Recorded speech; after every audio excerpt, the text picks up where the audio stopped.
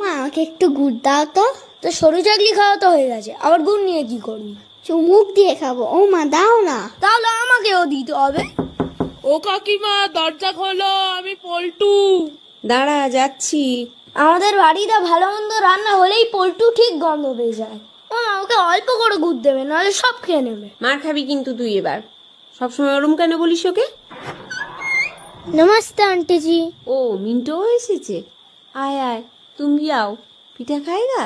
ये आंटी जी मुझे पीने का बात क्यों कर रही है? আমার মা করেছে তো। এ নাও, মা দুধ পুলি পাঠিয়েছে। বাবা, তোর মায়ের এত তাড়াতাড়ি পিঠে হয়ে গেল। আমি তো সবে পিঠে মুড়ছি। আয়, একটু সরু চাকলি আর পাটিসাপটা খেয়ে যা। কই দুধ পুলি, আমায় দাও। কেন? এবার কেন? এক্ষুনি কি বলছিলিস পল্টুর নামে? কি বলছিল গো কাকিমা? আর ও তো এমনি বলছিলাম, পল্টু তো আমার বেস্ট ফ্রেন্ড। হ্যাঁ, সেই তো। ये सरू चकली क्या होता है? এই যে নলেন গুড় দিয়ে সরু চাকলি, পাটিসাপটা আর রস বড়া।